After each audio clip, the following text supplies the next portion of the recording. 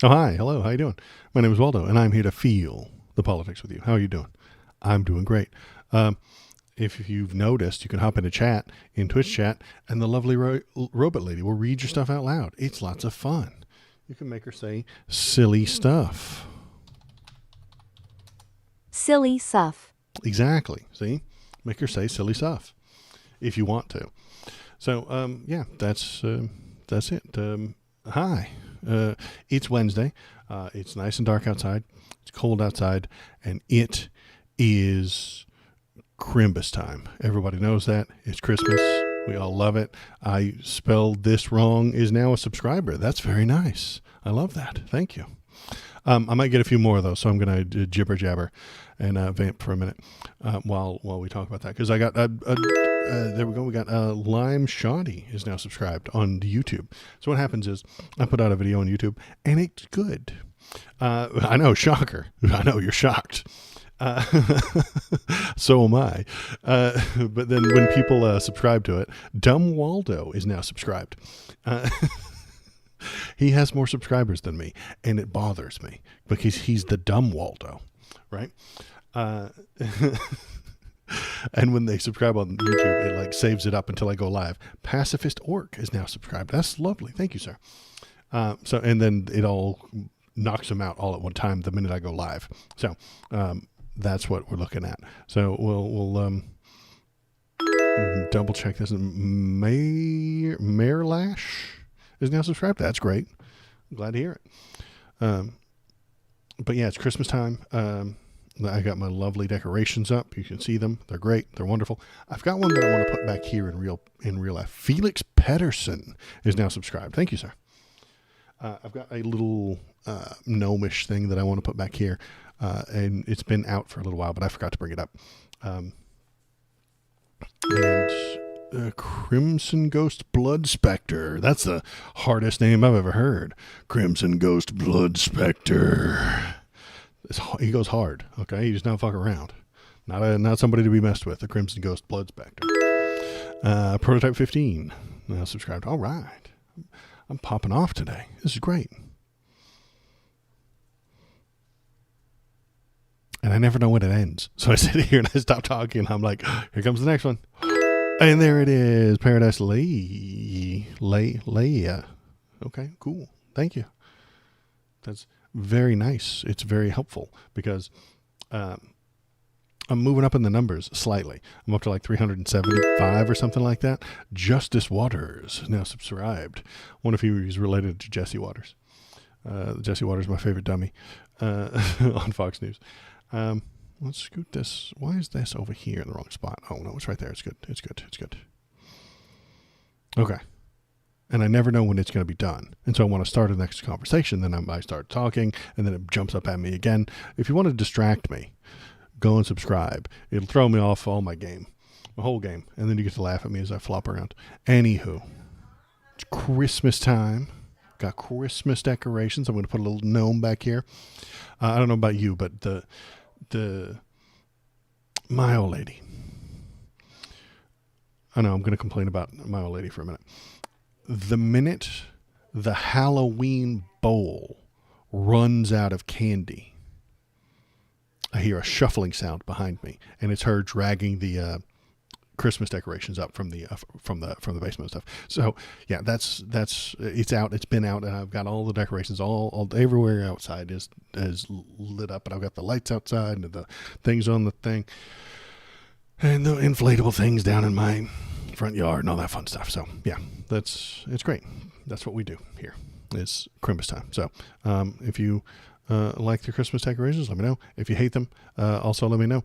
And going over to the YouTube and subscribe like all these cool people did. And you can get so much of my content, like more than anybody should.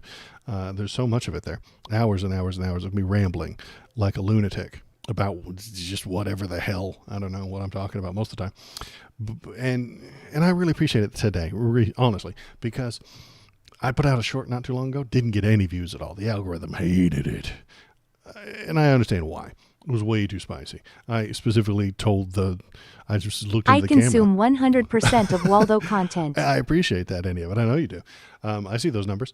And that short that I did the other day, where I specifically said the National Guard is in D.C. to get shot, and Donald Trump wants them to be shot. The algorithm did not like that. I don't know if you know what the algorithm, anything about the algorithm, but it doesn't like that. I was too spicy for that algorithm. And today's title might again be too spicy for the algorithm, but it's what I'm thinking. It's what I'm feeling. It's what I'm talking about. It's what seems to be happening right now within the world, is that Donald Trump is beginning his ethnic cleansing campaign.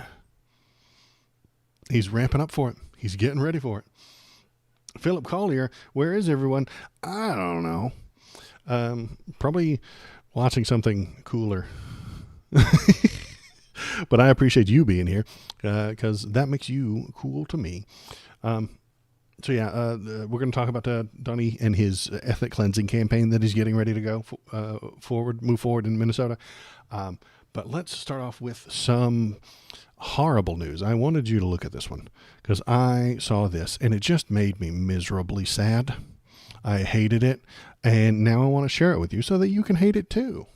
Won't that be lovely? Won't that be fun? We can all just hate it together. Let me press the button, window capture, go here, go there, bam. The co-founder of Kalshi says that the long-term vision is to financialize everything and create a tradable asset out of any difference in opinion. This is the guy who runs a gambling site. The algorithm is powered by hatred. The algorithm is powered by hatred. That's true. And I hate it. And you probably don't want like this, I assume, if you're cool like me. Or maybe it's good and you can tell me why I'm wrong. Feel free to do that too. But this guy owns a Kalshi, which is a gigantic gambling site. You give money to a cryptocurrency.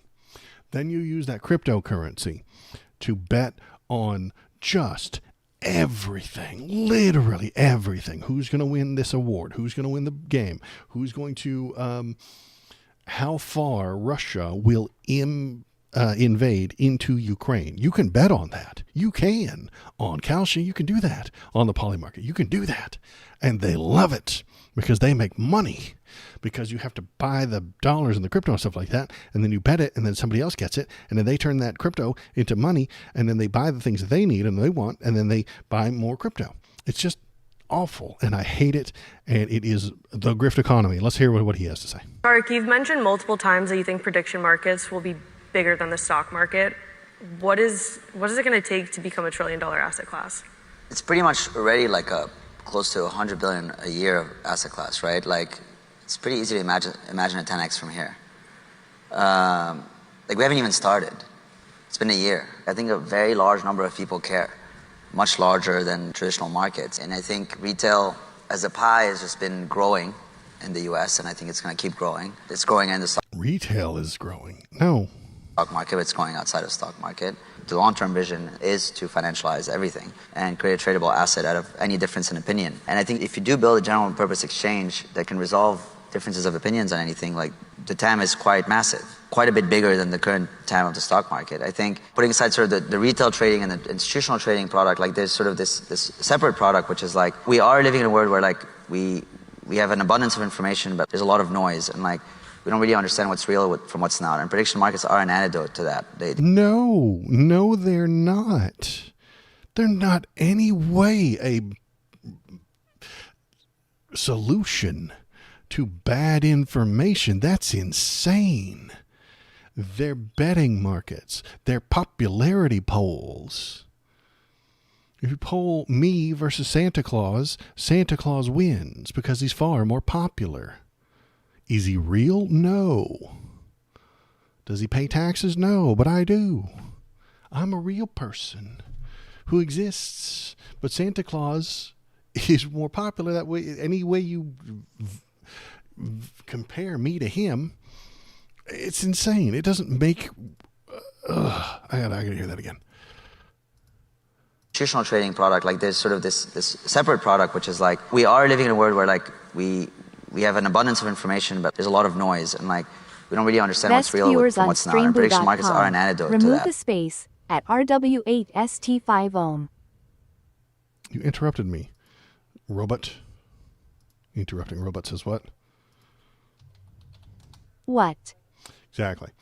Uh, the prediction markets are an antidote to that. No, they are not. They're causing more confusion. They're causing more noise. And now you can benefit from the noise. Some people are going to make a lot of money from that noise.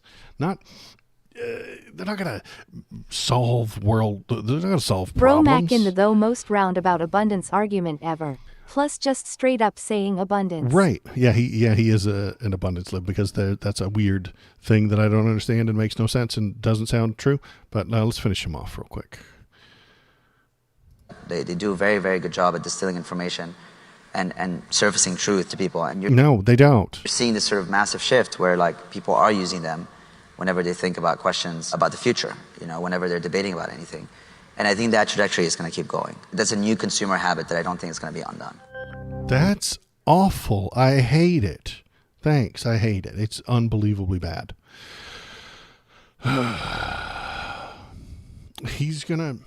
People are going to vote and put money behind bets toward fake things, untrue things. And because it gets the most, that makes it true now. The guy is crazy as Musk, Yarvin, and Thiel. Yeah, I know he is. He is running this market. What's that? There's an old saying about a poker table. If you sit down at the poker table and you look around and you can't find the mark, you're the mark. Okay? That's what he's doing. He's doing that to every low IQ dipshit that walks in there with $20 and puts 10 cents on this Ukraine thing and 20 cents on this thing and $1 on who's going to win the best picture in 2027 and then steals from them and keeps their money. And then you just get to keep coming back again and again and again. The entire American economy is based on grift, on stealing, on gambling, taking money and giving less back to the people than what they put in. Everything is grift now. We live in a grift economy, nonstop, never-ending grift economy. People will lose money maybe all for dumb reasons. Absolutely. They're going to lose their money and they won't get anything back other than the thrill of trying to win it all. So yeah, I saw that and I hated it. And I wanted to share that hatred with you guys. And now that we've done that, you hate it, I hate it, everybody hates it. The YouTube algorithm will feel all the hatred that we have and push me up in the algorithm. It's a fantastic ploy. I love it. We are all the marks. Yeah, exactly. If you go there, I'm not going there. I'm not going to Kalshi. I'm not going to Polymarket. I'm not going to take anything they have to say as correct. That is not a place to find facts. It is a place to find speculation only. I can do enough of that myself. I don't need to pay them for speculation. I don't need to go to their website to get more of it. I've got plenty of it. I've got all the speculation I need. So yeah, that was the one thing that I wanted to start off with tonight. So it's bad news and it sucks, but guess what? It's only going to get worse. Let's make everything worse. Let's talk about the president. So Donald Trump is beginning his ethnic cleansing campaign. He has promised he has vowed to step up unprecedented assault on immigrants. The president, whose own mother was a naturalized citizen, doubled down on his vow to strip some Americans of their citizenship. Now, comes in response to the shooting of the National Guard that Donald Trump put there and wanted them to be shot. He sent the National Guard to D.C. so that they could stand on the street corner and get shot by crazy people. And now they have. And I expect that to continue over the next few weeks. Maybe not exactly, not soon, but sometime in the next couple of months. We're still marked for taxes and space fund. Yeah, you're right. We do have to continue to pay them for those things. Remigration, right. That is what he's calling for. He's calling for ethnic cleansing, but he's doing it because one Afghani shot the National Guard because he had PTSD. Well, I'm sorry. Let me start at the beginning. We invaded Afghanistan. We set up an MLM kind of pyramid for child soldiers. America did. We paid some people to recruit some soldiers, and they recruited children. One of those 15-year-olds killed his countrymen for us, for you, for me, for our country. Then, years later, they allowed him. They vetted him. They checked him out. They said, hey, he kills Afghanis. He should come to America. So then they brought him to America, gave him nothing, gave him no job, gave him no prospects, just threw him out in the West Coast somewhere. It was like, yeah, go. Good luck, kid. And then he got the good old-fashioned American PTSD. And he did what good old-fashioned American people do sometimes when they have PTSD, and that's to go buy a gun. And with that American PTSD and that American gun, he shot American troops. This isn't good. I'm not calling for anybody to do that. That's bad. That's not what you should do with your PTSD. You should get it treated. But again, hard to get treatment, especially if you're in a quasi-legal state as him. He was brought here legally, but he probably didn't get all the benefits and stuff like that. And he couldn't get a job. He was begging the CIA for a job, apparently. I don't know. Because he wanted to do stuff. So he wanted to be an operator, And in his broken brain that we broke, he lashed out violently and angrily at two innocent people. So in Donald Trump's broken, poisoned brain, he's going to lash out at other innocent people who had nothing to do with this and do some remigration. So that is the background. That's the setup. So Trump vows to step up unprecedented assault on immigrants. President Trump has doubled down on his push to revoke some American citizenship. In the wake of Wednesday's shooting of two National Guard members in D.C. in Afghanistan by an Afghan national, Trump declared that he would denaturalize migrants who undermine domestic tranquility. This means be brown. If you have brown skin, you're upsetting the domestic tranquility, and you're going to have to go. Okay. On Sunday, a reporter questioned Trump aboard Air Force One about his vow to denaturalize American citizens. You mean people that are here that shouldn't be? Replied Trump, who was flying back to D.C., blah, blah, blah, blah, blah. Well, that became Americans. So the people who became Americans. Are you trying to revoke their citizenship, was the question. Well, see, we have criminals that came into the country and they were naturalized maybe through Biden or somebody that didn't know what they were doing. If I have the power to do it, I'm not sure if I do. But if I do, I would denaturalize. Absolutely.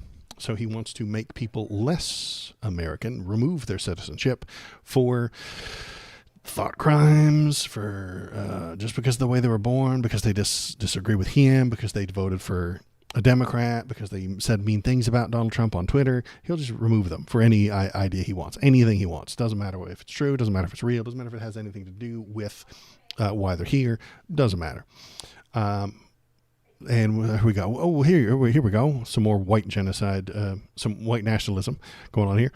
Wall Street apes on Twitter, a Twitter blue check, which means you're probably a Nazi. Honestly, anybody got a blue check mark next to their name on Twitter? Probably a Nazi.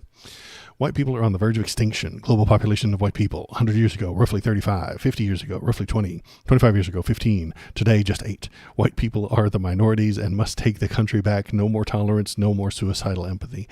Christ almighty, you can't be any more racist and piece of shit than this. Elon Musk says, if current trends continue, whites will go from being a small minority of world population today to virtually extinct. Oh, Elon. Oh, Elon. You're such a racist Nazi piece of shit, Elon. You really are. Don't forget. Nobody forget that he gave out those 2 Sea Kyles during the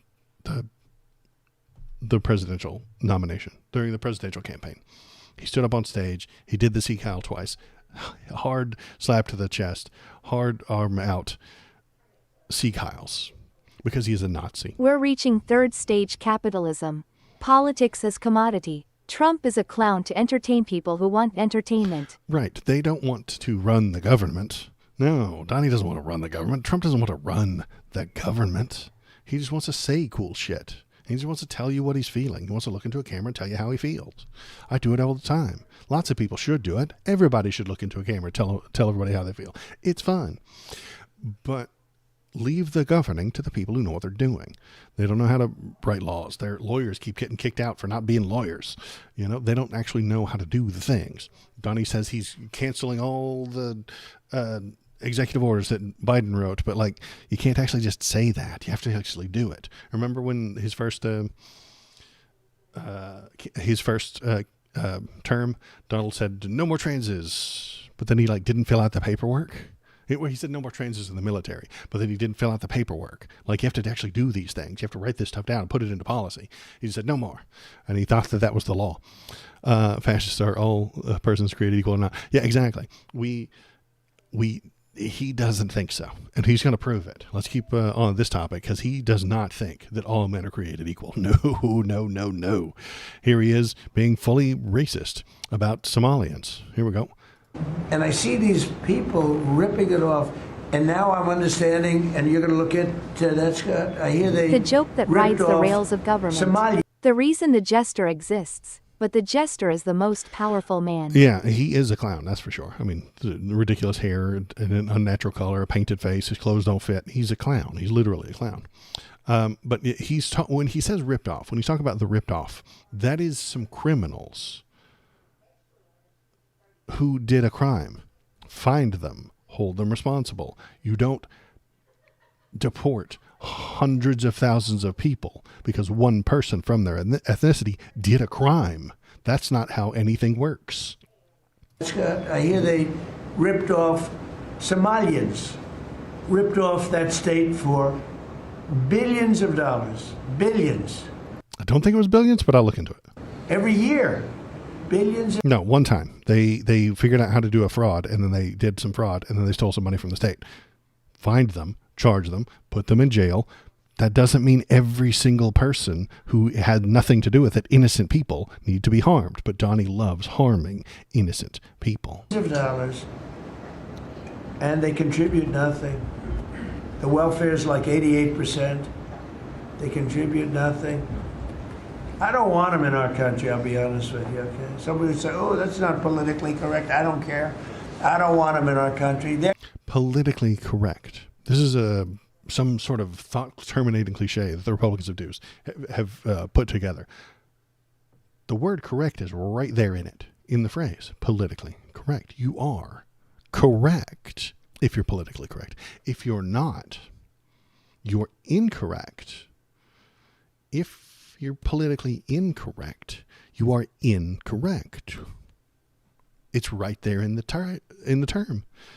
So political correctness is correct. You should try to be correct. Does the president not want to be correct? And if he's up there telling you that he isn't correct, that makes him wrong. That means he's lying about everything. Why would you want that? Why would you push for that? Why would you vote for someone who is incorrect? Doesn't make much sense. Those facts don't care about your feelings. Let's keep going, though. Their country's no good for a reason. Their country stinks, and we don't want them in our country. Their country stinks. Their country's no good for a reason, probably a capitalist reason. If I understand correctly, and I may be entirely wrong here, this is just what I've gleaned, is that capitalist countries go to that part of the ocean and fish up all the fish. Then there's no fish left for the people that live there to go out and fish and eat. And they can't afford it, and there's no jobs, so they started turning to piracy in and around Somalia. That's why I heard about the Somali pirates. So they started just taking boats. They don't have anything else. They've got nothing. It's not a great place to live, I understand, but it's capitalists that drove it to that. And it's capitalism that's keeping them poor. And it's capitalism that brings them to America. We need cheap labor who will do whatever we say. So we pay them to do what we say. We bring them here to do the work for us. That's why they all live right there in Minnesota, because we needed them to work on our factories. I can say that about other countries, too. I can say it about other countries, too. We don't want them to hell. We have to rebuild our country. You know, Our country's fine. We don't need to be rebuilt. We need to do things that are real instead of having these constant virtue signals from the fucking useless president who doesn't do anything other than steal and take from you and take from everybody. That's what he's doing. He's stealing all day long. He's not building anything. The ballroom that he's building doesn't help you. It helps him. It doesn't help your life. It doesn't make your life any better. It's not building a road that you can use. It's not helping you with your health care. He's just stealing. Trump is no king, and doesn't want them there. What's the law? It doesn't matter what the law is. I'll show you the new law if you hadn't seen it yet. There's the law. Does it benefit Trump? Yes. Then it's just legal. Does it benefit Trump? No. Then it's illegal. This is the law now. Sorry. If you understand this, you can get your law degree now. I mean, you can if you understand the nuances of this chart, you now have a law degree, because there are no laws anymore. There are no rules. Let's continue with what he has to say. Let's go. Country's at a tipping point. We could go, our country's at a tipping point. I kind of agree with him here. We are at a tipping point. It's either freedom or fascism. We're going to have to choose. We could go bad. We're at a tipping point. Yeah. I don't know if people mind me saying that, but I'm saying it. We could go one way or the other, and we're going to go the wrong way if we keep taking in garbage into our country. Ilhan Omar is garbage. Ilhan Omar is garbage. The member of the House, elected member of the House, American Ilhan Omar, is garbage, according to the president. Just straight up gutter racism. Just bottom of the barrel. He doesn't like the way she looks. He doesn't like the way she has the hijab on her head. It's garbage. Her friends are garbage. These aren't people that work. These aren't people that say, let's go, come on, let's make this place great. These are people that do nothing but complain. They complain. And from where they came from, they got nothing. They came from paradise, and they said, this isn't paradise. But when they come from hell, and they complain, and do nothing but Already bitch, knew he was a racist, but we don't want sometimes him in it our still country. stuns how open Let them it go is. back to where they came from and fix it. Let them go back to where they came from and fix it. Thank you very much, everybody. Apparently that's Spitting through his rotten teeth. yeah. Apparently it's J.D. Vance banging on the table because he's so in love with this sentence. He fucking loves it. J.D. Vance, just rock hard, turgid. It wasn't even his hand banging on the table. It was his dingus from underneath the table. He's like, oh yeah. Came from and fix it. He's humping the table. So excited, so happy to just see the president spitting hot racism and bigotry. He loves it. He's having a good time. That's what they're here for. That's what they're there for. That's why they elected him, so he could spit the racism, and they would cheer. So let's see. Do we have more? Yeah, we do. Here's a couple more minutes. Let me see if I've got anything to think about before then. So yeah. Let's keep on this train. Here we go. Here's the next one.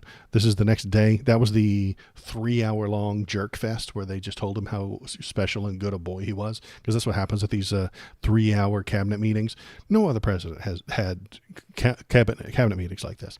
They go in there, they get the things done, they talk about what needs to be done, they make plans, they do it. They don't bring the cameras and make it a giant wank fest. They just jerk him off for 3 hours straight. Tell him how great he is, how smart he is, how he's the best boy, how he's the greatest thing that ever been invented. He's the best president that's ever existed, and he should be president for the next 78 years. Okay, they really butter him up because they're trying to get into the will. They want his blessing for when he gets close to death, which he is very close to death. He's having strokes on a regular basis. They want his word. They want him to come onto the TV and say, this is my successor. J.D. Vance wants that. They all want that. But Zelensky can play piano with his brass balls. Yeah, I know. He's a funny guy. Let's listen to this one. So yeah, that's why they do that. This is the next day in the Oval Office. Look at all those white people. Good Lord. Look at them all. One that's in jail. Go ahead. President, thank you. The mayor of Minneapolis, Jacob Frey, is saying that he's actually proud to have the largest Somali community in the country, and his police chief. Well, then he's a fool. Well, then he's a fool. Does Donald Trump know more about Minneapolis than the mayor of Minneapolis? Probably not. I doubt it. But I doubt he could find Minneapolis on a map. And most of the time, he can't even find the map. Well, his police chief is also I saying wouldn't they be might. proud to have the largest Somalian. Look at their nation. Look how bad their nation is. It's not even a nation. It's just people walking around killing each other. Just people walking around killing each other. He doesn't know. He doesn't have any goddamn idea what goes on in Somalia. He doesn't have any fucking idea. He has no idea. Just people walking around killing each other. He doesn't know. He's never heard of anything about it. He doesn't know a damn thing about it. He can't tell you what it's like there. He can't tell you what their exports are. He can't tell you what they do for trade. He can't tell you where their capital city is, how many states they have. He can't tell you any of that. And neither can I. But guess what? I'm not the president talking shit about them. If I were the president and talking shit about a country, I'd find out every damn thing I could about them. I'd prepare a little bit instead of just winging it and say they're just walking around killing each other. He doesn't know. He doesn't have any damn idea. Look, these Somalians have taken billions of dollars out of our country. They've taken billions of dollars out of our country. How does that make sense?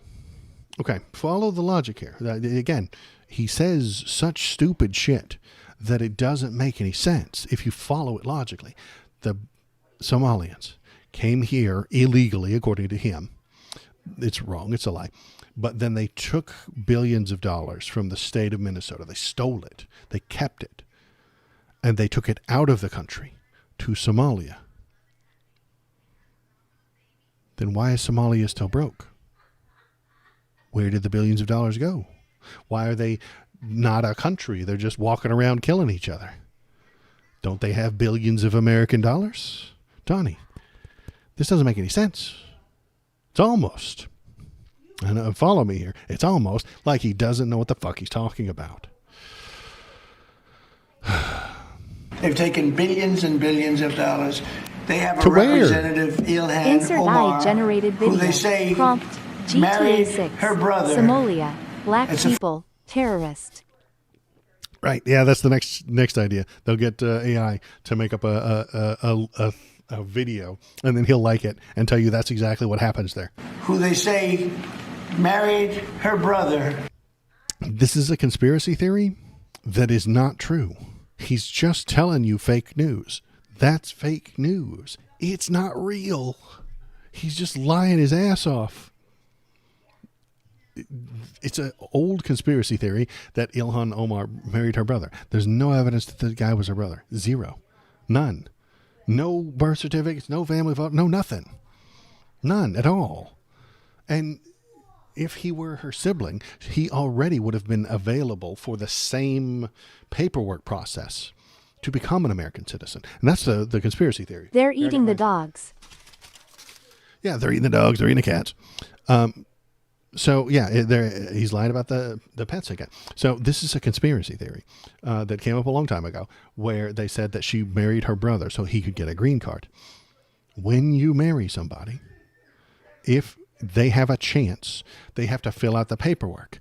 Your siblings have the same paperwork. It doesn't make any sense. Her husband gets to fill out the paperwork to become a citizen. Her brother gets the same paperwork to become a citizen. So the marriage is pointless and unnecessary. But the people who write the conspiracy theories don't care. The people who repeat it, like Donnie, don't look into it. They just say the mean thing. The accusation is all that matters. He gets to accuse someone of doing something heinous from the Oval Office, and millions of Americans will repeat it. They will believe it because they're fucking stupid. They think he is telling the truth. They like the hatred, lies, and bigotry that he pumps out. It makes them feel good. All politics are based on feelings.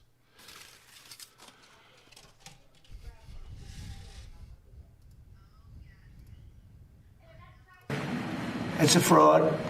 She tries to deny it now, but you can't really deny it because, it just happened. She tries to deny it. She's denied it every time it's been brought up because it's always been false. She tries to deny it now.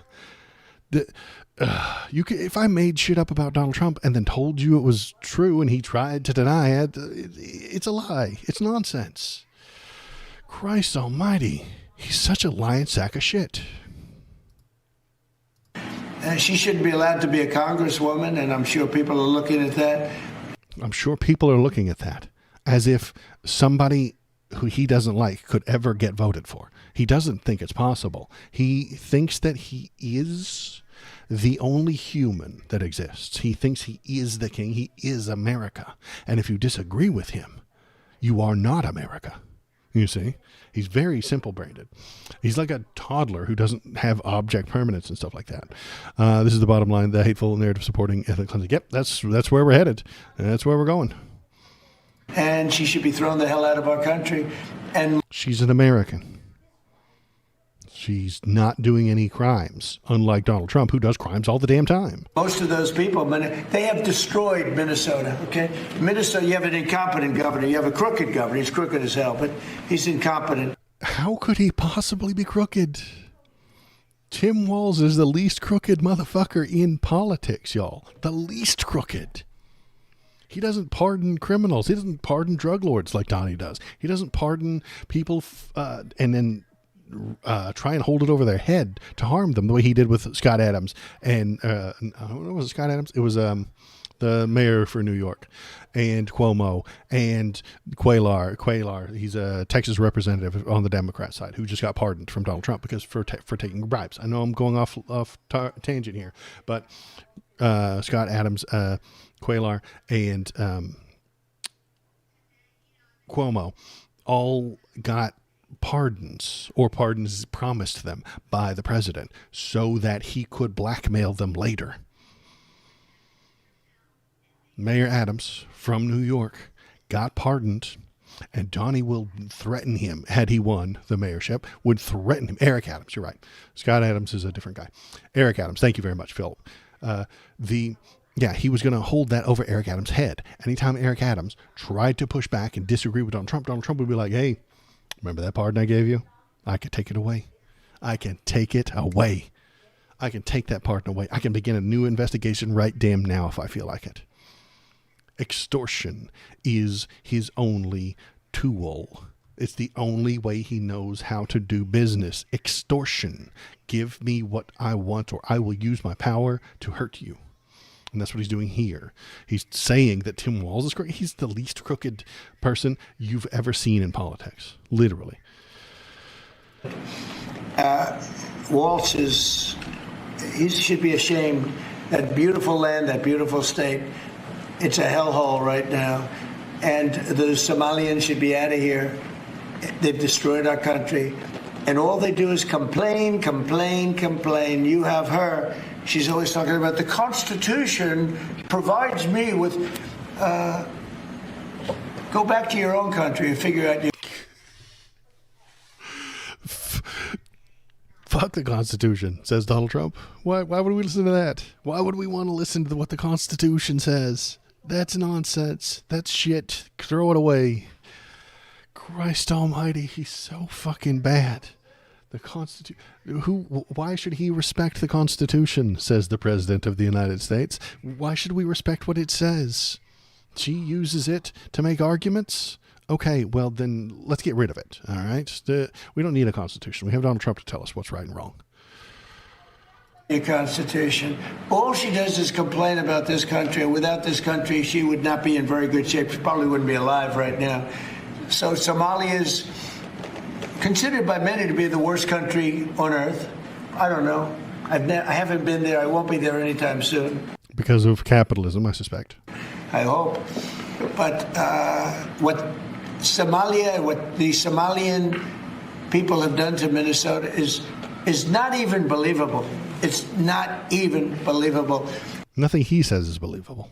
He's not even telling us what they did. They destroyed it. It's unbelievable. What did they do? What did they do, Donnie? What did they do? He doesn't know. He hasn't made it up yet. They're eating the cats and the dogs, apparently. He hasn't made up yet. He's not even working hard on his propaganda. He doesn't even try hard on propaganda. He just says, they're terrible, they ruined it, the economy is destroyed, the whole city burned down, off the map, it's not there. Canceled it. They can't. It's destroyed. How? And a lot of it starts with the governor. A lot of it starts with Barack Hussein Obama. Barack Hussein Obama. Don't forget the middle name. Very important that you point that out. Because that's when people started coming in, and that's when immigration began, you guys. Yeah, I don't know if you noticed this, but when Obama took office, that's when immigration began in our country. There were no immigrants before that, before President Blackenstein. It's the constitutional right of every citizen and immigrant to bitch about whatever we want to. Yeah. It's what makes America great. But that's in the Constitution, and Donnie doesn't like the Constitution, okay? The Constitution doesn't give you the right to complain about Donald Trump. It doesn't, okay? In his broken, stupid brain.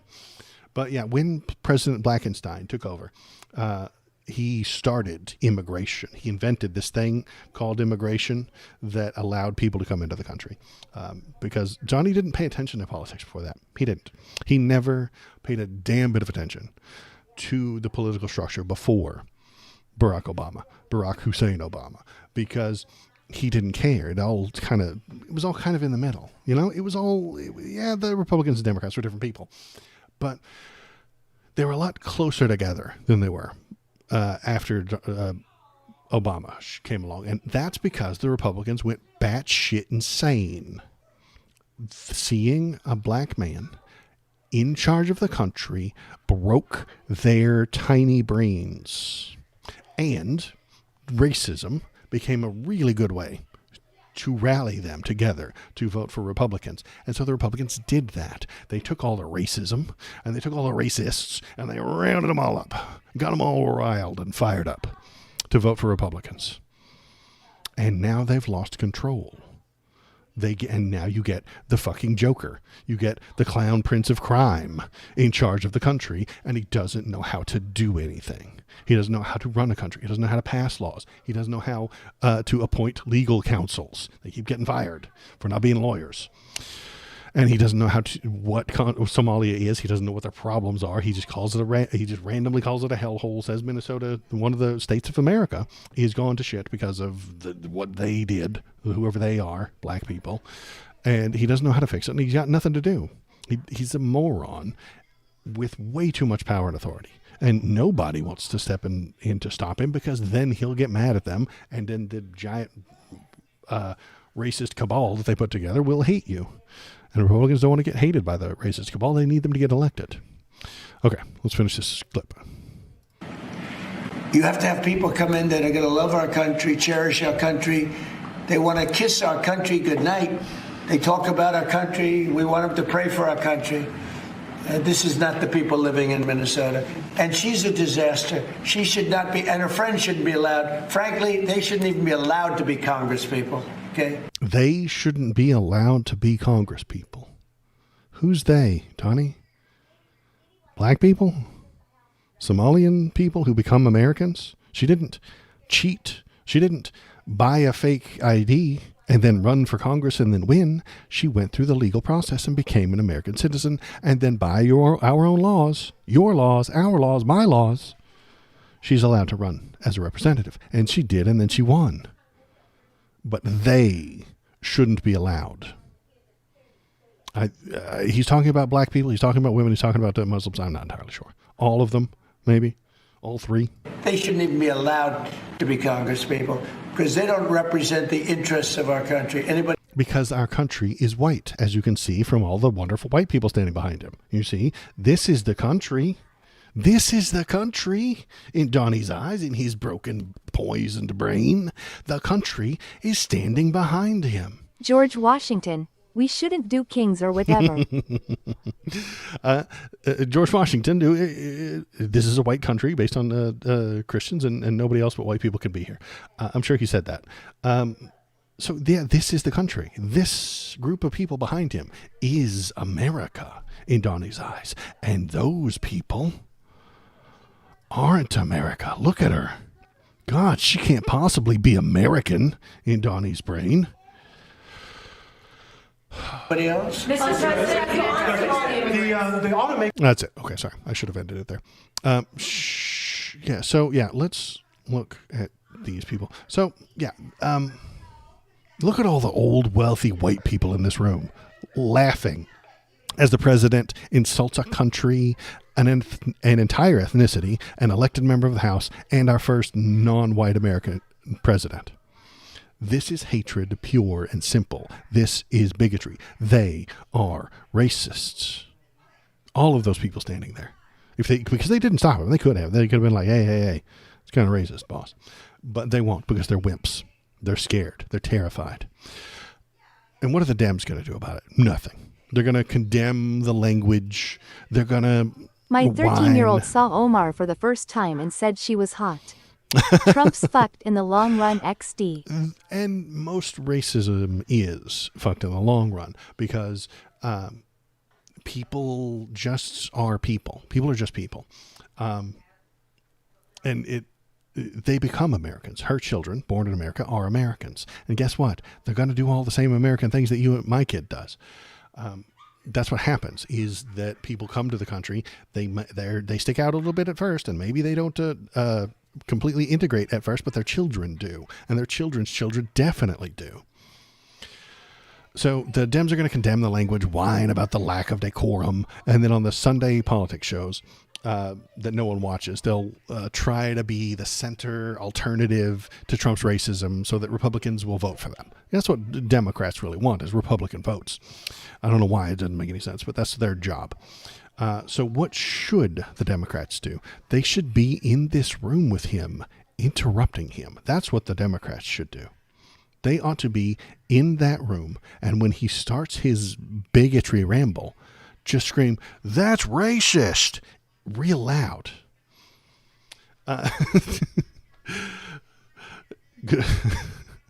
Not touching that, Philip. Thank you. I appreciate you. They should just scream, "That's racist. Omar is an American." Short, pithy, right? Like a couple of words. You don't have to go into a 12-hour long rhetorical debate with him. Pretty sure this fic is a porn parody. I'm not clicking on anything that you're linking.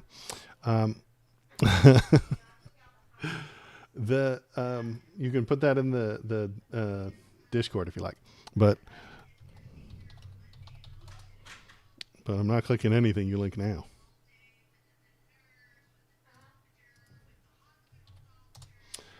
Anywho, I was ranting. What was I ranting about? Oh yeah, what the Dems ought to do. They ought to get in there and interrupt him. Scream, "That's racist," or "Omar's an American." Surrounded comes to mind.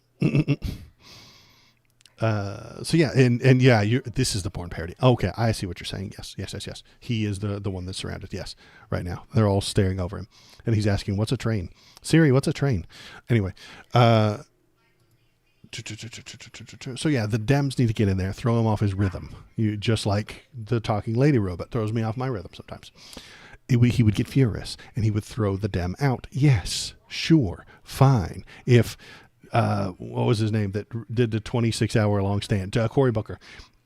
If Cory Booker got in this room, he's a senator. He's allowed to be in the room. I see some old white people there. They'd allow Cory Booker in there. Maybe he could just throw all of it out of whack. Right after this racist bullshit, he screams, "That's racist." He just screams it at the top of his lungs. All the cameras turn and look at him.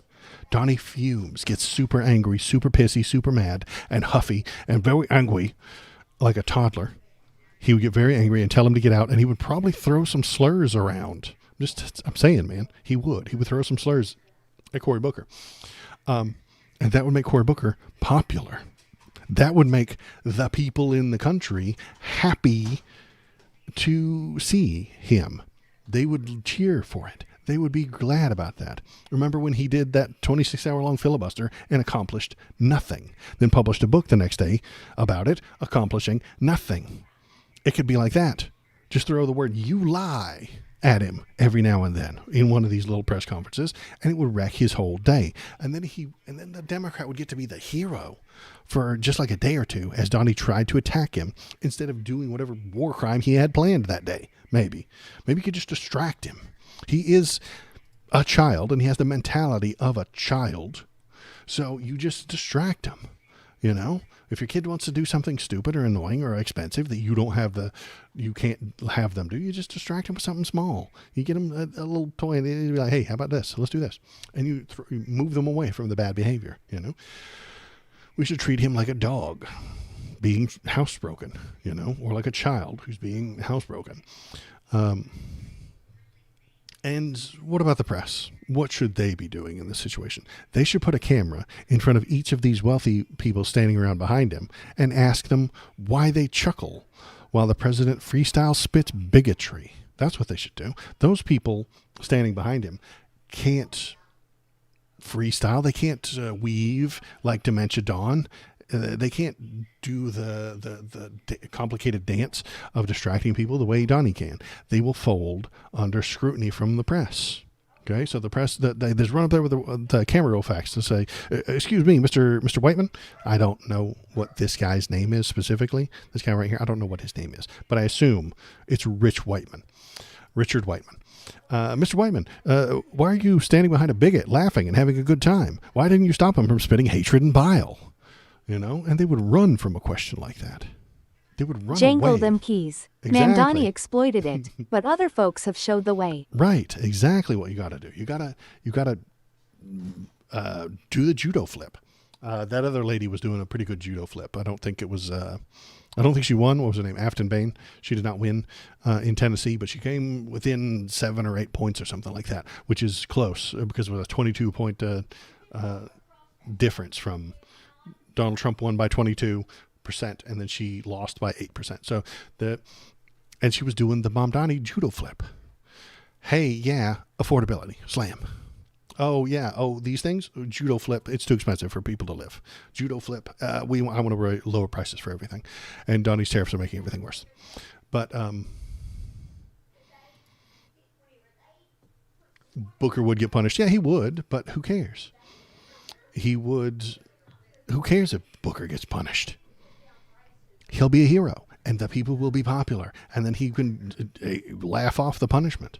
Honestly, you need to be stopping this. This is gone too far. I remember some French dudes and some Asian lady just straight up giving Trump some shiny crap, and he lifted tariffs. Mamdani just followed that. Yeah, that's true. That is the way that Donald operates. He expects tribute. That's part of the extortion.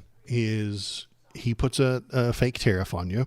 You go there, you shake hands with him, you give him a shiny piece of crap, he raises the tariffs. This makes him more real. This makes him more powerful. This makes the other people say, oh no, now I have to go and do that. It's setting a precedent, and the sooner you do that, the less you have to spend to get your tariff lifted. This is extortion. He's a mob boss. That's what he's doing. He's doing mob shit.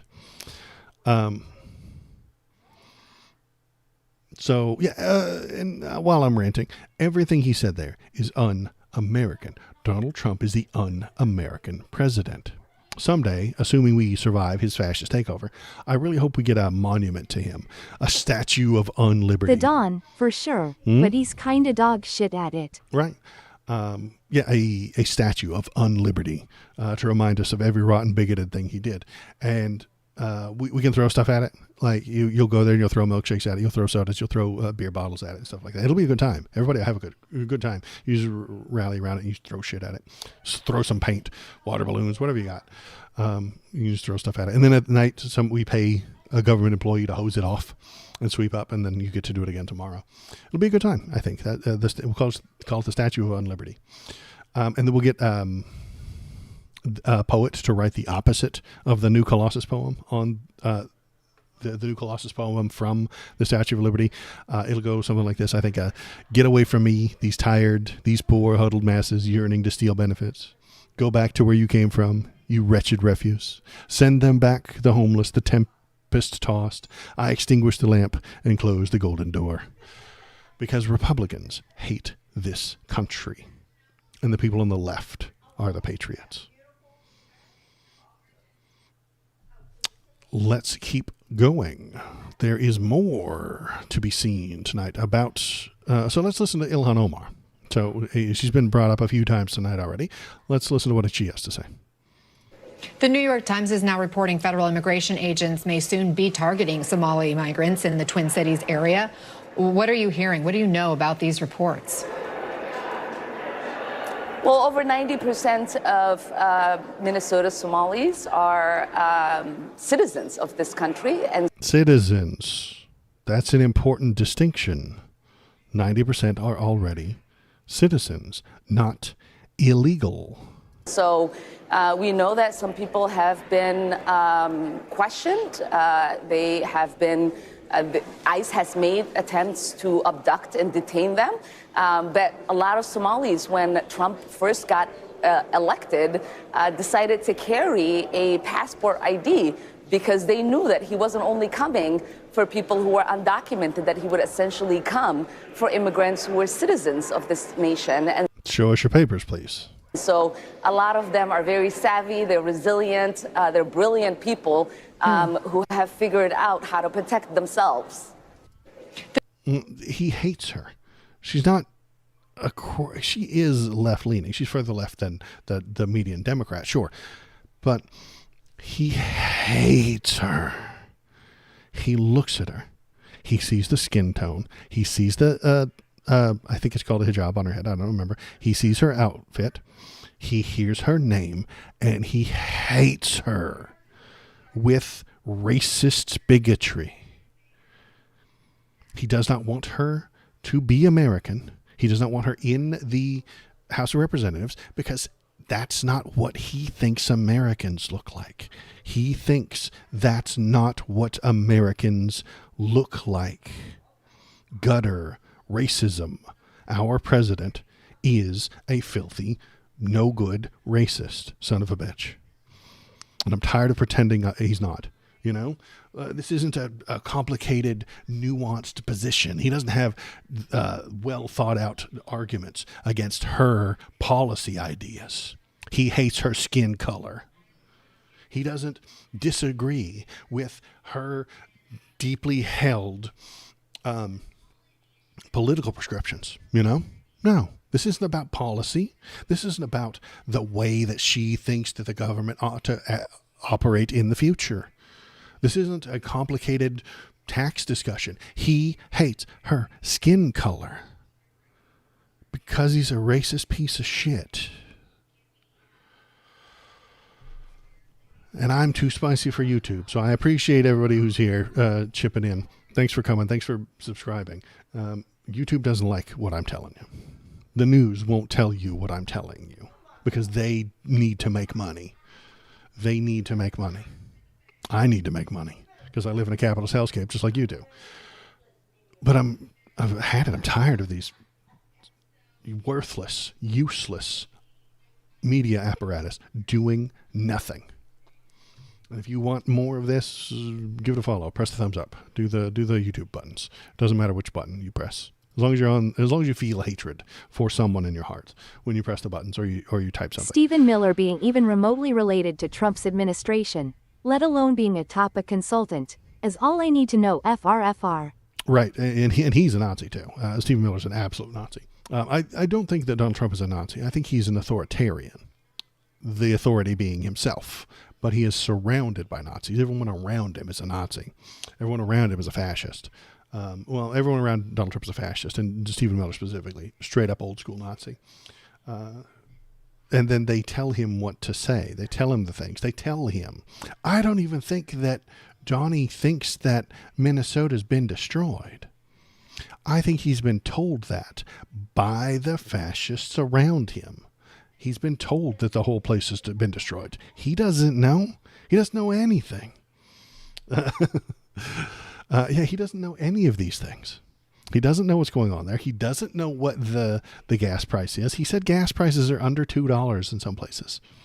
That's a straight up lie. You can Google it and find out where the lowest gas is, and it's not under $2. How did he get to this point? Did he make it up? No. A fascist surrounding him, one of those lunatics that was standing behind his fucking desk, told him it's true. And then he just repeats it because he is a parrot. He does not know things. He does not understand things. He does not learn things. He repeats what he's been told. And he's been told that gas is under $2, so he just repeats it. He's been told that Minnesota has been destroyed by Somalis. And he repeats it. He's been told that millions of Somali immigrants have come to Minnesota, and he repeats it, even though it's not true. Trump's rhetoric is straight up He's a being 1980s shown white AI supremacy. and doesn't care if it's real. He doesn't care if it's real. The accusation is all that matters. The allegation is all that matters.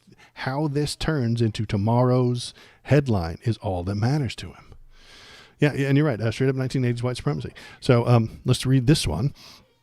Federal authorities plan operation in Minnesota focusing on Somali immigrants.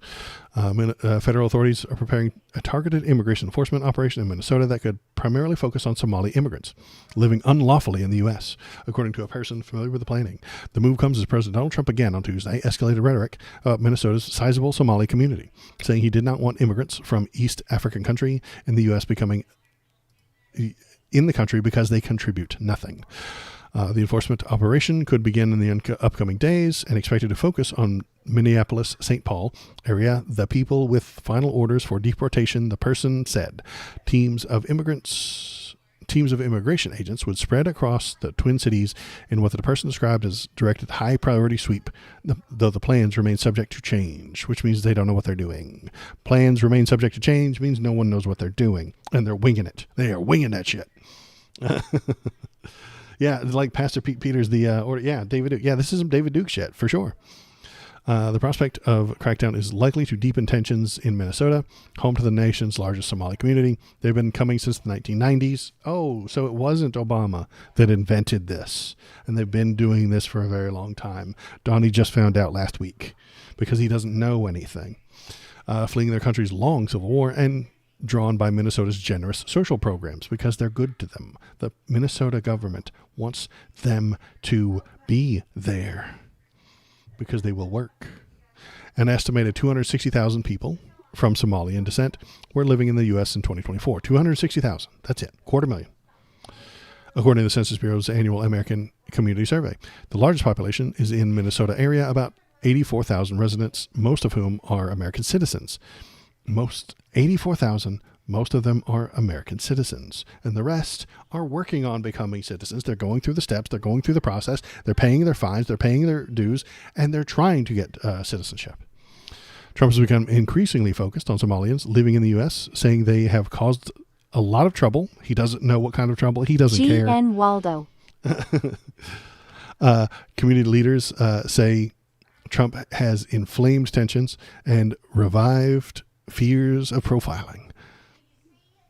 Good night, any of it. Thanks for coming. I appreciate you. The president has said during the cabinet meeting on Tuesday that Somali immigrants are too reliant on the U.S. social safety net and add little. They don't want them in the country. Country is no good for reason. Okay. Minneapolis police won't help with the immigration enforcement. And this is the good news. If you're worried about this, I know this is a lot of doomer, but this is the good news. The police aren't on ISIS side. This is the best news we could have. The police are probably the only American caste that we have. I know other societies, I know especially in India, they have a caste system, or used to anyway. It still slightly exists, but not quite as much as it used to. But America never had castes, except law enforcement.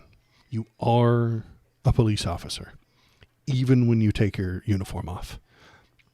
Even when you're off duty, you're still a police officer. It's the way you're born. And that is the kind of the way that they act. They treat each other that way. If one police officer in uniform is talking to someone in a crowd and they happen to be an off-duty police officer, they click with them. They're like, okay, this guy knows what's up. He knows that he's part of the brotherhood. You know, he's part of my caste. So, subject to change equals we are clueless. Yeah, exactly. Subject to change means we don't know what's going on. We're winging it. So, the police not being on ISIS side is a good thing. This is good for us because when they break the law, the police won't cover for them. When the police break the law, sometimes they cover for each other. I know. I'm not happy about it either, but sometimes they do. And when ICE does it, the police won't help them, which is good. Let's keep reading. Minneapolis Mayor Jacob Frey pushed back against Trump's depiction of Somalis, saying it violates the moral fabric of what we stand by in this country as Americans. It sure does. They have started businesses and created jobs. They have added to the cultural fabric of what Minneapolis is. Donnie hates that. He doesn't want the cultural fabric to include black people. The cultural fabric should just be white people, in Donald's mind. The mayor vowed that the city's police officers, many of whom are Somali, will not work with any federal agents doing immigration enforcement because it's not their job. So now we've got the police officers who are Somali. This is great news. This is going to go so badly. Targeting Somali people means that due process will be violated, mistakes will be made, and let me be clear, it means that American citizens will be detained for no other reason than the fact that they look like they are Somali. Not that that is not now and will never be a legitimate reason. So that is going to happen very soon over there. So we've got some local news. ICE agents to descend to Twin Cities as soon as this week. So we're going to watch this as it pops off. If it happens and when it happens, we'll watch it and see what's going on. Then we've got this one, live updates. ICE operations reported at South Minneapolis restaurant. Let's see if we got anything here. Which of course makes them citizens. Fewer than half of the Somalis here were born outside the U.S., but an overwhelming majority. Fewer than half are born outside the U.S., which means half of them are Americans. They're born in America. Sorry. Go. Play. Play. You were doing so good. You're doing so good.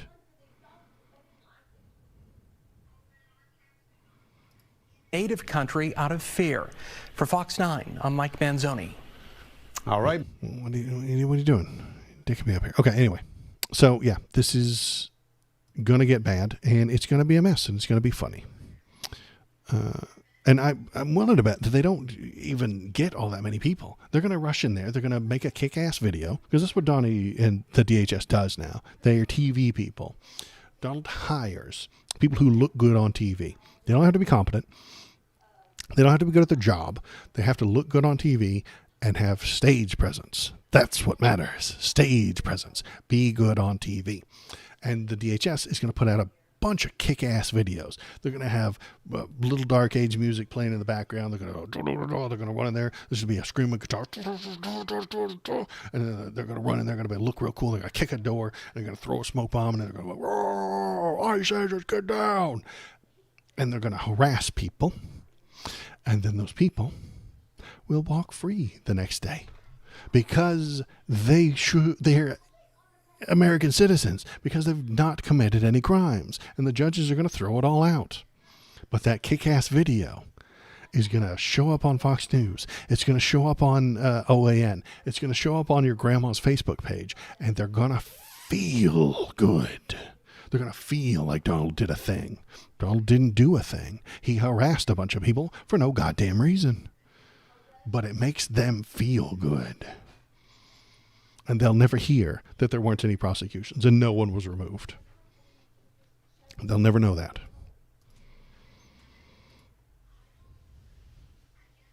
Let's see what this one is. This is what white supremacist administration looks like. From Paul Waldman, a very smart guy who I seem to agree with most of the time. Can Democrats pull off a huge upset tonight in Deep Red, Tennessee? Well, we didn't. They didn't. They failed.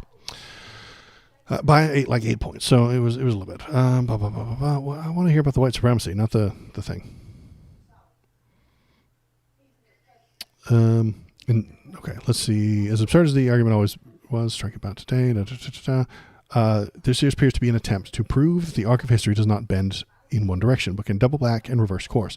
Just a few years ago, conservatives struggled to navigate a world in which everyone was expected to pay fealty to the idea that the United States could be a multiracial democracy in which equality was the goal towards which we all strove. But now they're pretending nothing of the sort.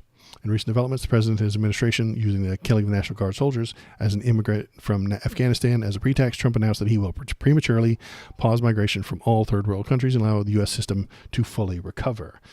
And then this lady lies a lot. Kara Lyon, leave it. She lies a lot. Let's see.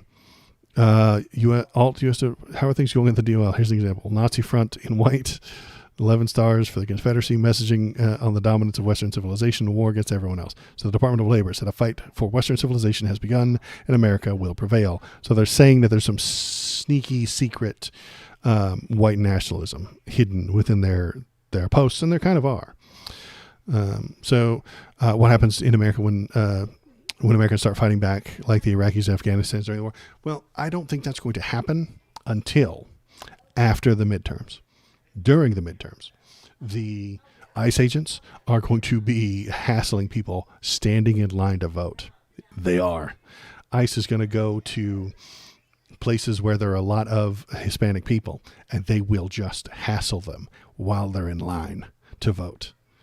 And when they do that, people will tell them to fuck off. And if you tell them to fuck off, you will get arrested. Doesn't matter who you are. Doesn't matter if you're an American citizen waiting in line to vote. You will get arrested. And if you wrestle with them, they will throw the tear gas. And then the tear gas will hit everybody that's standing in line to vote, and they will run away. And they won't come back. That's if they show up at all, because they're going to be told that ICE is going to be there tomorrow. So a lot of them won't show up. And then the regular police might try and stop the ICE agents from hassling everybody, and it won't fly. Like the police will try and hassle them, and then the ICE will pepper bomb the police. They'll tear gas the police, and now the police and ICE are fighting each other. Are you going to stand orderly around in line while they do that? No, you're going to leave. You're going to run away, and you're going to lose your chance to vote. That is going to happen in the midterms. As well as election, observers. Donnie's going to send a whole bunch of election observers, and he's going to lie about the results, and he's going to put people in charge that will lie and break the rules, and he will tell you who won, and he will lie about the results. And then he will work really hard not to seat the people on the blue team who win. And then the people are going to start fighting back. I think that is when we really lose it, is when these midterms go very, very wrong. Now, and then there's a few different ways the path that could take. Maybe he isn't very successful with that.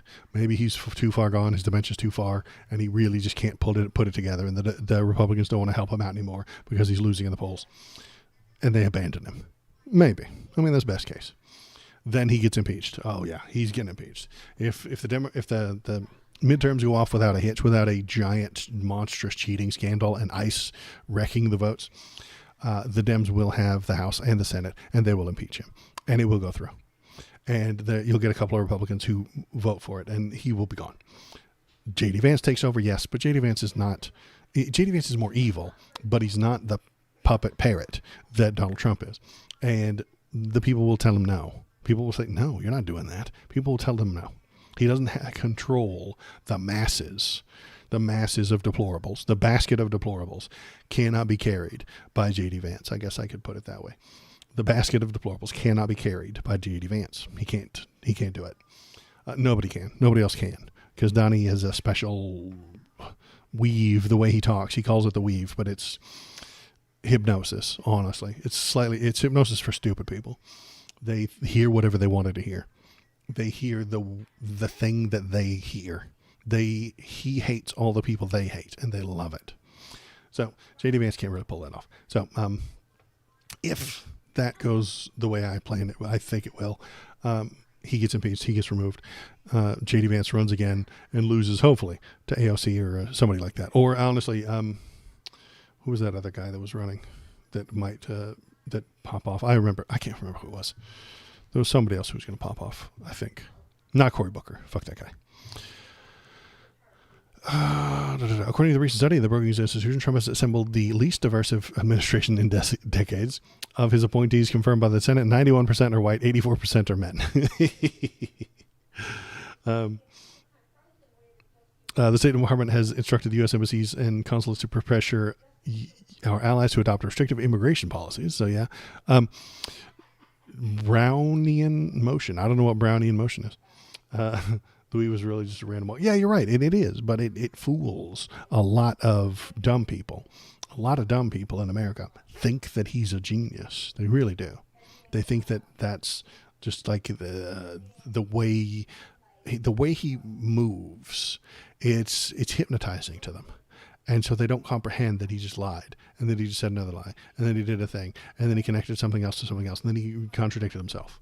You know, we just watched him. I hear him say Somalia is garbage and broke, and Somalians in America stole billions of dollars. Where'd it go? Did they send it back to Somalia? Then they would have billions of dollars. They wouldn't be broke. Normal brains can comprehend that. MAGA fans, his favorite people in the world, the MAGA faithful, don't think, they feel. They hear, they feel. They don't think. They don't comprehend what was said, compare it to things that they've recognized in the past, and then find the flaws or find the connections. Yeah, you're a science nerd. Yeah, you're way too smart to be comprehending the apes. I tend to think of myself as Jane Goodall watching the apes, but they're conservatives. I've known them all my life, and I've lived among them, and I know what they're thinking most of the time. And I didn't understand them until I started trying to understand them, and now I get it. They feel. They don't think. They believe. They don't think. What else we got? We've got Republicans in the era of late Trumpism. So the end is in sight. It's not pretty. It's not pretty for the GOP. So this is David R. Lurie, very nice, cool guy, talking about how the Trump thing is going to end. This whole ride is going to end. Let's break it with Dear Leader. Greens spent years at the fringes of the right-wing extremism, thankfully known only to those who delved into the darkest corners of the internet. She vied for attention by making wild claims, including that Israel was responsible for 9/11 and that school shootings were staged by the victims. Trump, however, proved to be her ticket into the mainstream conspiracism, but she has abandoned him now. She's turned on him because he turned on her. Then I think we get down here towards the end, how it's going to end. This will lead to a raucous civil war within what's left of the GOP, but given that neither faction commands anything approaching a majority of voters, and indeed that aspects of both of them repulse many Americans, it's difficult to conceive of a cohesive and robust party emerging out of the ruins being wrought by Trump, regardless of which faction prevails, the pro-Trump or the anti-Trump. Considering the GOP's legacy, perhaps that is for the better. The party has done untold damage to the nation over the past 2.5 decades, particularly during its domination by Trump. America would probably be far better off sending it to the dustbin of history, getting rid of the Republicans entirely, and that's fine with me. I like that. They are bad, and bad at their job, and they don't like you, and they don't like America. Republicans don't like America. No, they hate it. They want to take most of your freedoms away. They want to get rid of all that freedom you have, replace it with control, and charge you for it. So they can make money. So they can be in charge of the economy and be in charge of the wealth. That's all they want. They want all the money and all the work to be done by the poor people to go up into their pockets. And then never send it down through taxes or redistribution or trickle down. No. They don't want any of that. And they will sell it to the dumbest among us with flags and God and guns. That's how they do it. That's what Obama was talking about when he said they cling to their Bibles and their guns. That's what he was talking about. Instead of making the world a better place, instead of voting for the person that is going to make your life better, they vote for the person who tells them holds a gun above his head and holds a Bible. It doesn't matter that the guy is voting to take their rights away. They like the way that makes them feel. They like the gutter racism of Donald Trump. They like the hatred that he is spreading because they feel it too. All politics are based on feelings. Even mine, even yours. Left, right, and center. All politics are based on feeling. I feel like people should have freedom. There's no scientific formula that proves that. Freedom isn't even on the periodic table of elements. I've checked. But I feel like humans should have freedom. And because of that, I can't appreciate the Republicans. I can't. Everything they seem to do is taking freedom away from people. No, you can't be gay. No, you can't be trans. No, you can't have an abortion. No, you can't like this thing. No, you can't dress this way. No, you can't live here. No, you can't have a job doing what you want. You have to live in the suburbs. No, you can't live in the city. Don't live in the city. You can't live in the city. Cities are for shopping, and you have to live in the suburbs outside with your yard and your garage. You know, you have to live there. That's how you live. You don't live in a city in a studio apartment. Gross. Disgusting. No, you can't have blue hair. No, you can't do any of these things. No, you can't do what you want. You have to do what is most profitable for me and my conglomeration of corporations. That's what you get to do. You get to be maximally productive for my stock portfolio. That is the freedom that you have. And that is why I can't appreciate the Republicans. I've gotten off topic again. Here's some more ethnic cleansing. Here we go. I want everybody out. Nancy Mace unloads shocking immigration claim. She's a racist and a bigot. And where's a gigantic cross? I love that. I love it when when the bigot racists wear gigantic crosses around their neck. It's fantastic. Two cats in the yard. Life used to be so hard.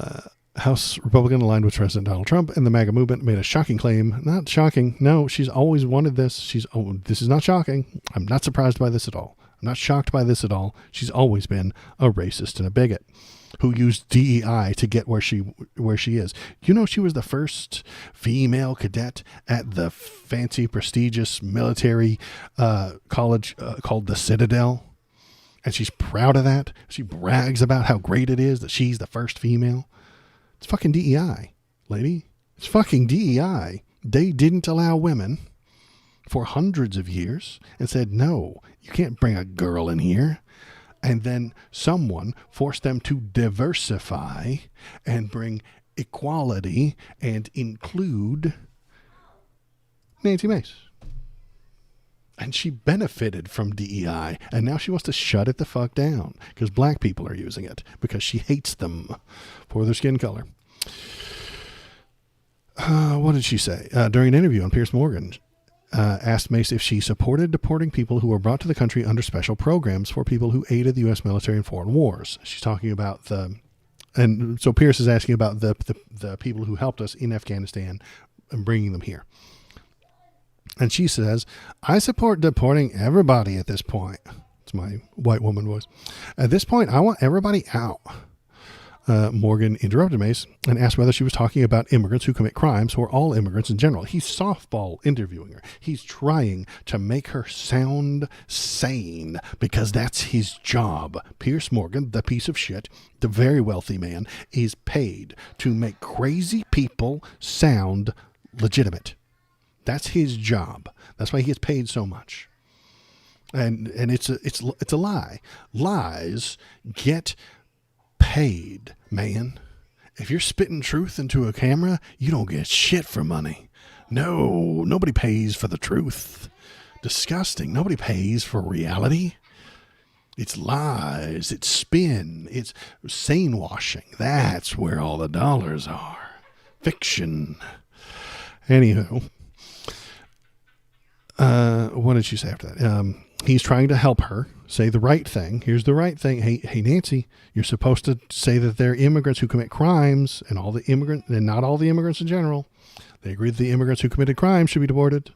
Mace's argument strayed from there. What about the people who haven't committed crimes, who are coming from Afghanistan and Somalia? We have a history in our country of embracing people who have come from war-torn countries, who are seeking asylum, who are seeking all these things. That is something America believes in. If we continue down the path, we are going to be just like them. If we bring Afghanistan people to America, we will become Afghanistan. And she hates it. So this isn't a positive thing. We have a history in our country of embracing people who have come from war-torn countries. She's complaining here. This is derogatory when she says it. Who are seeking asylum, who are seeking all these things. That is something America believes in. Derogatory is what they left off of right here. Because she's like, if we continue down this path, we're going to be just like them.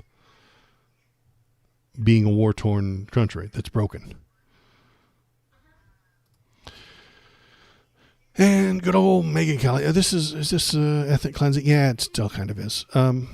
Here is Megyn Kelly being a ghoul and a monster. So I really do kind of not only want to see them killed in the water, whether they're on the boat or in the water, but I'd really like to see them suffer. I would like Trump and Hegseth to make it last a long time so that they lose a limb and bleed out a little. Like, I'm really having a difficult time ginning up sympathy for these guys who 10 seconds earlier almost got taken out by the initial bomb, but because they managed to get ejected, a little too soon, had to be taken out in the water. I realize legally it may make a difference, but truly, Mark, this is a tough case to really gin up the sympathies of the American people. Yeah. So she wants people to suffer. Now she's talking about the boats.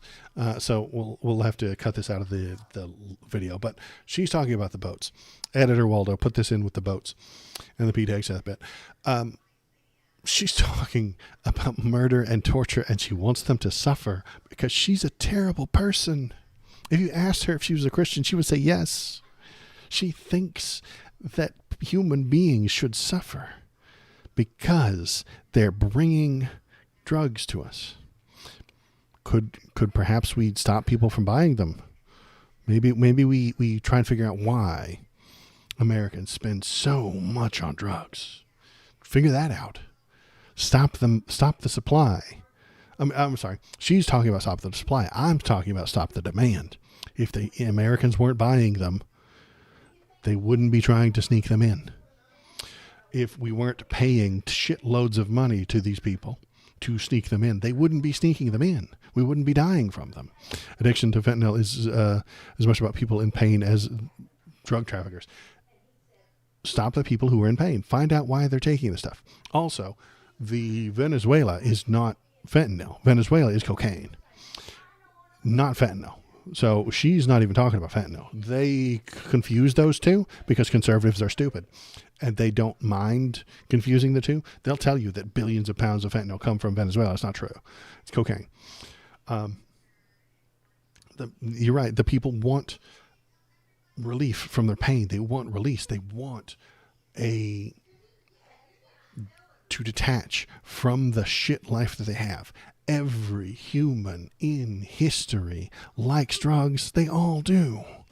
But some of us have enough, a good enough life, enough privilege, and enough fortitude, I suppose, mental fortitude or strength to avoid the things and not get addicted. And those of us who don't need treatment, need help, rather than throwing them into a jail, throwing them into a hole, and then bombing the people bringing them the thing that they're demanding. Fix the demand. You can control the demand. You cannot control the supply. That's insane. Supply is always going to sneak in there, especially if it's a black market. It makes it way more valuable. Control the demand. Make it to where the people in America don't want drugs anymore, and they'll stop taking them, and they'll stop dying, and then the drugs will stop showing up. It won't be profitable anymore. Nobody smuggles weed across the fucking Mexican border anymore because we made it legal in most places. There's all predicts because Trump wants their natural resources. Absolutely, that is completely true as well. Donald Trump wants war with Venezuela so he can steal all the oil, so that the oil companies that bribe him can continue to bribe him with more money. And they promise him, hey, this is how much bribe we're giving you now, but if we had Venezuelan oil, we could give you this much bribe. Yeah, don't you like that, Donnie? Donnie loves bribes. He loves bribes. He loves people who take bribes. He loves people who give him bribes. He loves people who take bribes. He loves all the corruption. Corruption is legal in America now. So if the bribe benefits Donald Trump, yes, it's allowed. If it doesn't benefit Donald Trump, it's not allowed. It's not legal. That is the law now. Let's get back to our ethnic cleansing. So this is Kristi Noem, the secretary of what the fuck was she in charge of? DHS or something stupid? I just met with the president, and I'm recommending a full travel ban on every damn country that's been flooding our nation with killers, leeches, and entitlement junkies. Our forefathers built this nation on blood, sweat, and the unyielding love for freedom, not on foreign invaders to slaughter our heroes, suck dry our hard-earned tax dollars, or snatch the benefits owed to Americans. We don't want them, not one. Straight up racism and hatred from the head of the DHS. Full travel ban on every damn country that's flooding our nation with killers. They're not doing that. None of this is happening. It's a lie. They're making shit up. Leeches and entitlement junkies. Most of the people who come here illegally don't get benefits. They make that shit up. It's not happening. The entitlements are going to poor Americans who can't get a job. Our forefathers built this nation on blood, sweat, and the unyielding love of freedom, but you're not going to let anybody have freedom. That's the thing that kills me about conservatives. They talk about freedom, and then they take freedom away from people. We love freedom. Here's the list of things you can't do. We love freedom. No, you can't come here. God, no, you can't get here. We're going to put up a wall and keep you out so we can have all the freedom to ourselves. Because if you came here, I'd have less freedom. What kind of fucking nonsense is that? It wouldn't be enough freedom to go around. There's only so much freedom. Man, my freedom ration would be cut in half if there were too many immigrants here. It's fucking insane. They're so fucking stupid. But they have this fake patriotism. Not foreign invaders to slaughter our heroes. Foreign invaders? We were foreign invaders one time. Kristi Noem, if you are of white descent, I don't know if you are,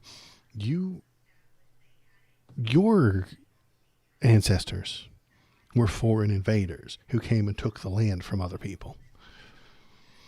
But she doesn't think about that. She doesn't know that. She thinks that history started in 1945 when we won World War II, and that's when history began. Anything before that doesn't count. Anything before that doesn't count. We get World War II. That's when history books began to be printed. And they said America number one. And that's all you ever need to know. You don't need to know anything else. America number one. Let's see what else we got. We got ethnic cleansing. So yeah, I've used the word a lot tonight. But let's look at what it actually means. Ethnic cleansing is a systematic forced removal, of ethnic, racial, or religious groups from a given area. With the intent of making society ethnically homogenous.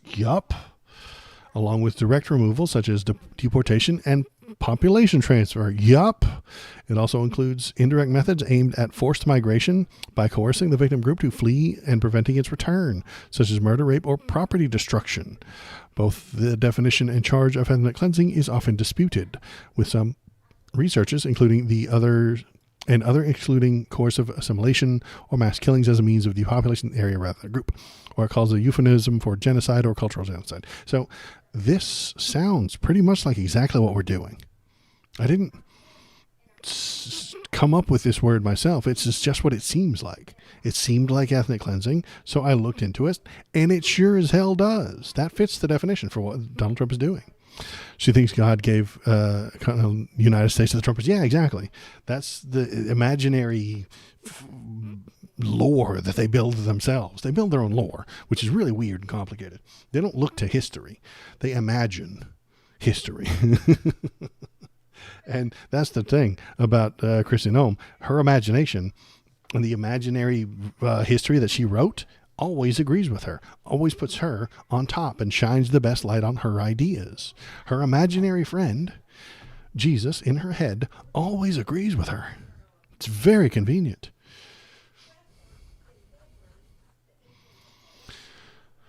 What else we got? We got Hegseth. Here we go. What is this? This is Ken Klippenstein. He's very smart and very good. If you don't know him, you should get to know him because he's the best fucking reporter on the planet right now.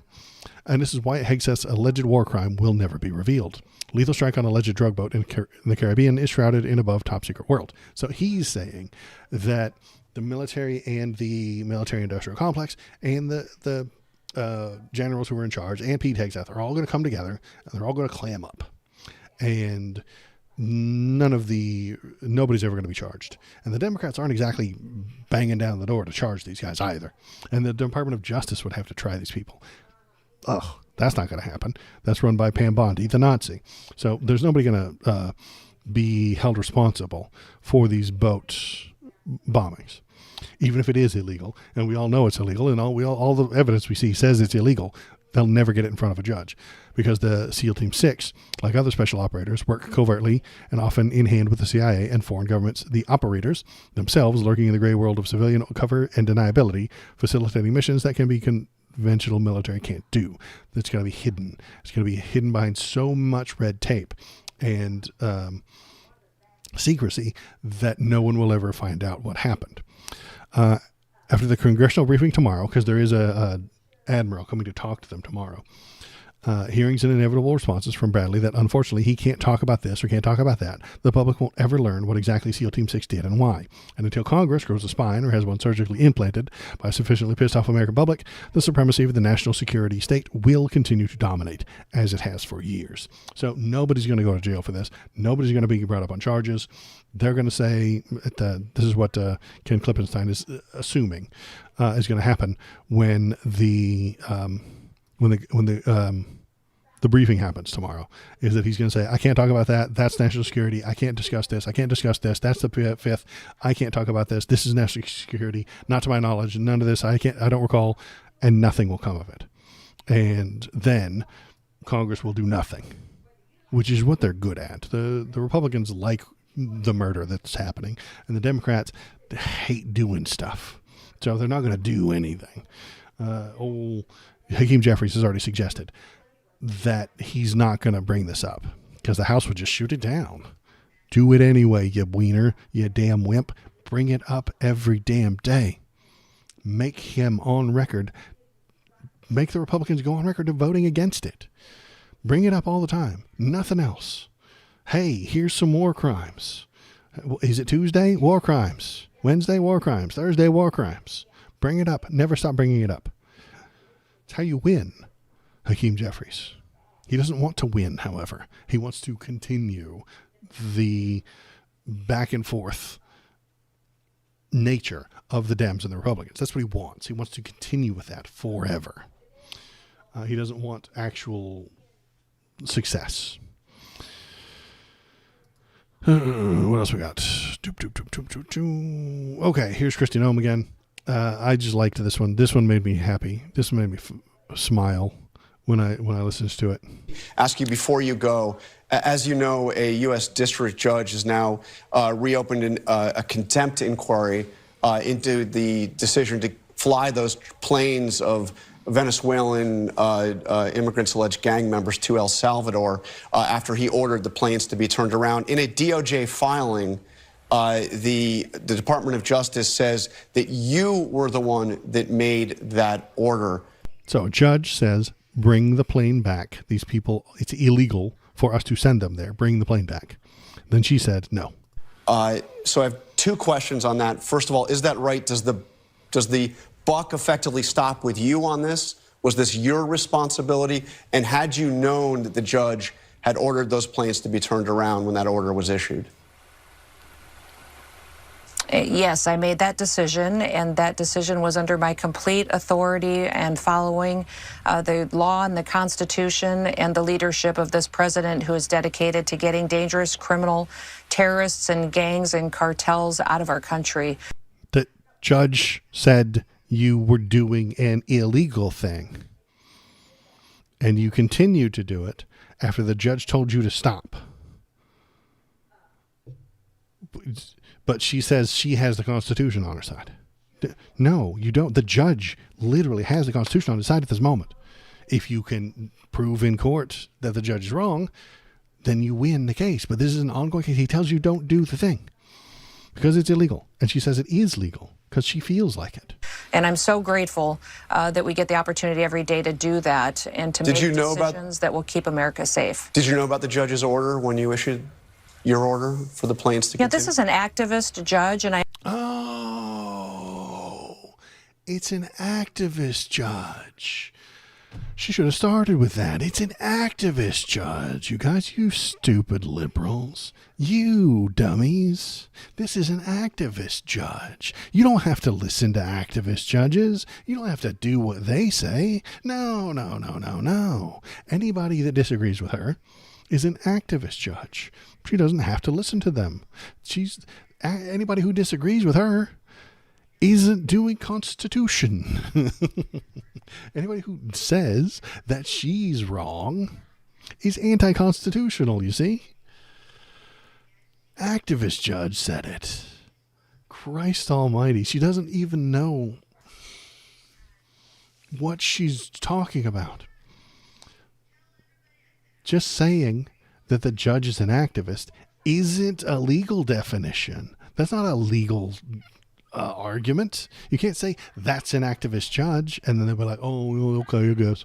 Well, okay, then everything he says doesn't count. She could just say it's opposite day. No, you see, it was opposite day. Okay? Everybody knows that on opposite day, you do the opposite of what the judge says. She gets to choose which judges do it by. Yeah, she does. By calling them activists or not activists. If they agree with her, they're not activist judges. If they disagree with her, they are activist judges, and it's okay to ignore them. It's okay to ignore the laws you don't like, Christy. If you don't like the outcome, ignore it. That's how the law works now. That's why I made the chart. This is how the law works now. It's done. It's over. We do not live in a country of laws anymore. Because the presidential administration will ignore them. They will say that it's an activist judge and then not follow the rules. Doesn't matter what's written. Doesn't matter what they said last week. Doesn't matter what the precedent is. They will do this every damn time and tell you to your face that was an activist judge. I don't have to listen to them. That was an Obama judge. I don't have to listen to them. That was a Biden judge. I don't have to listen to them. Yes, that one judge was appointed by Donald Trump, but he became an activist when he told us no. We don't have to listen to him anymore. We don't live in a country of laws any longer. Especially when Donnie gives away the pardons. He's giving away pardons to people who are nice to him, who are saying nice things about him. The Chinese guy got a pardon because he gave his sons $2 billion worth of crypto coins. So he gets a pardon. Eric Adams gets a pardon because Donnie wants him to win and wants to hold it over him. Henry Cuellar, I think in Texas, gets a pardon because he's corruptible. Corruption is beautiful and delicious to Donnie. He loves it. He loves corrupt people. He loves corruption. He loves doing corruption, and he loves people who are corrupt. So if you have shown in the past that you will take bribes from another country, he's like, okay, I got this guy. I know what makes this guy tick. He doesn't give a shit. Just like me, just like Donnie, he doesn't give a shit about what the rules say. He's just going to do what's best for him, and I can make the world best for him. That's what Donald is going to do. And that's what she's doing here. That's what MAGA Barbie here is doing here with her action. Usually she's in she's playing dress up Barbie, usually, but not today. Anyway, what do we got? War power resolution. So just as we're still talking about the law and what is and isn't the law, Democrats unveil Venezuela war powers resolution. So the Senate has passed a war powers resolution, saying the resolution filed by Paul and Senators Tim Kaine, Adam Schiff, and Senate Minority Leader Chuck Schumer directs President Trump to cease using the military unless specifically authorized by a declaration of war or specified authorization for use of military force. He will ignore this. Point to the chart again. He will ignore this. The Senate passed a war resolution. Donald doesn't know what that is. He doesn't know what a war resolution is. He doesn't understand how the Senate works. He doesn't know what the Senate does. It tends to tell him no, and he says to fuck off. And he does it anyway. And then he writes it on an executive order and says now it's legal because it benefits him. The war resolution that the Senate has passed does not benefit Donald Trump, hence it will be illegal. corrupt people are apex predators to Trump, most fit to Trump. Yeah, exactly. That's how he sees them. That's how he sees Eric Adams. That's how he saw Cuomo. Apex predators. I like that. I might use that in the future. And he sees Cuellar as exactly the same. So he sees Putin as the most apex of all predators, and he is the most corrupt human being ever. He sees that as a laudable quality in humans. So when he finds somebody who's totally down to bribe, he's like, okay, we got this. We're simpatico. But yeah, war resolution, going to do fuck all nothing. And the Democrats are going to run on this son of a bitch. That's what they're going to do, because they're shit at just about everything. The Democrats are going to brag about getting this published. The American people do not want to be dragged into endless war with Venezuela without public debate or a vote. We ought to defend what the Constitution demands, deliberation before war. Kaine criticized Trump for risking the lives of our nation's service members to engage in military action with Venezuela without the robust debate in Congress. He will do it anyway, and they won't stop him. And they'll never stop him. They're too weak. They're wieners. They don't want to rock the boat. I'm a leftist, not a Democrat. Much further to the left than any of these, most of the Democrats. I like Ilhan Omar. I like AOC. I really like Zoran. Very good stuff. Bernie's great. Left-leaning people. Let's go. They're getting popular. And the Dems in the middle are piss ants. They're nothing. They're not standing up for the American people because they're paid not to. Chuck Schumer, Hakeem Jeffries, Tim Kaine here. I think it was, Adam Schiff. Their job is not to fight Trump. No. Their job is to make the DNC more money. Their job is to make their donors more money. That's why they're there. They are there to make the companies that pay for their campaigns more money. The bottom line goes up. Standing against Donald Trump too hard will make their bottom lines go down, because you'll have to shut the government down. You'll have to bring him up on charges. You'll have to commandeer the military at some point. You'll have to close down the DOJ. You'll have to do some very drastic shit to get rid of Trump and to stand up against him entirely. And their bottom line goes down. They make less money. So they don't like that, which means Chuck Schumer and Tim Kaine and Adam Schiff aren't going to do that. They do only what they're paid to do. And right now, they're paid to say calm speeches into the camera about how bad Trump is. That's it. Not push votes against him, not try and get him impeached until it makes them more money. Once the impeachment thing makes companies more money, they'll push for it. And they'll do it. And it'll happen. And even the Republicans might be on board, because they're all about money. So yeah, that's the difficulty that we have. The Republicans hate everybody, everything that isn't a white, straight Christian male, and they want to hurt everyone else. That's what they push to their voters all the time.